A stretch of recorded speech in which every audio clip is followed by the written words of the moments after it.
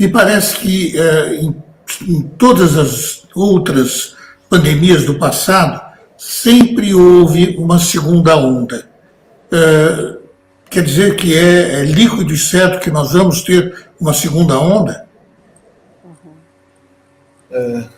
Bom, em relação ao passado, a gente tem, acho que, comportamentos variados dependendo da natureza do vírus.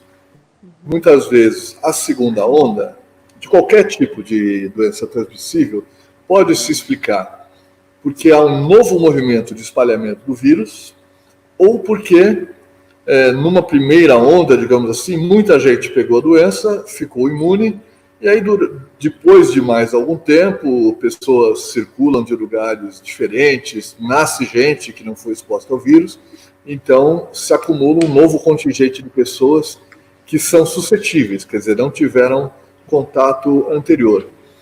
Com este vírus, e isso acontece também com outras doenças de transmissão respiratória, nós devemos ter uma sequência de ondas, porque as primeiras pessoas que têm contato são aquelas que circulam mais, que têm mais contatos sociais, profissionais, que, portanto, estão mais expostas e também ajudam a espalhar mais rapidamente.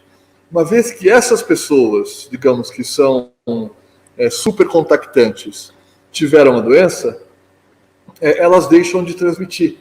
E elas ficam, pelo menos por algum tempo, ainda não se sabe quanto tempo, elas ficam imunes. Então, aquelas vias rápidas de disseminação do vírus ficam obstruídas. No entanto, o vírus continua ali e ele vai atingindo progressivamente outros grupos de pessoas.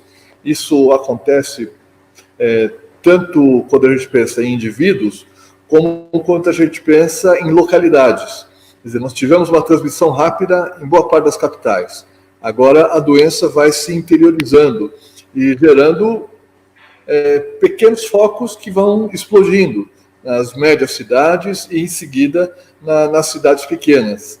É como se nós tivéssemos a semeadura de novas fontes de vírus a partir do trânsito de pessoas entre diferentes cidades e, depois de semeado, há uma brotação que pode aparecer, inclusive, na forma de uma explosão, se não houver os cuidados de distanciamento entre as pessoas. Então, no Brasil, nós nem passamos pela primeira ondinha. Nós estamos ainda com a curva ascendente. Se a gente olhar os números de casos novos ao longo dos dias, a gente vê que eles continuam subindo. E a gente não sabe até onde vai esta subida. Ela depende das medidas que são tomadas.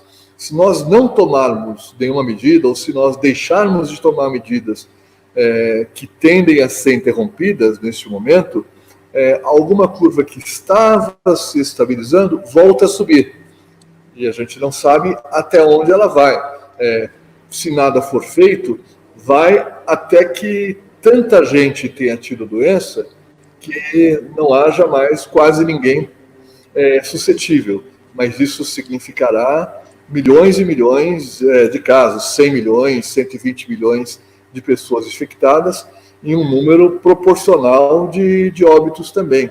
Quer dizer, se hoje nós temos aproximadamente 65 a 70 mil mortes contabilizadas, e mais do que isso, que não foram confirmadas, mas que foram por Covid, significará algo como 20 vezes mais, ou daí para frente, porque por uma regra de 3, simples, quer dizer, essas 60 e poucas mil, 65 mil, correspondem a uma imunidade que tem sido medida, que está em média um pouquinho abaixo de 5% da população. Então, se nós vamos chegar a 50%, 60%, nós temos que multiplicar por essa proporção. Podemos ter 1 milhão de mortes nessa, se a opção política e se a opção de organização da sociedade brasileira for essa.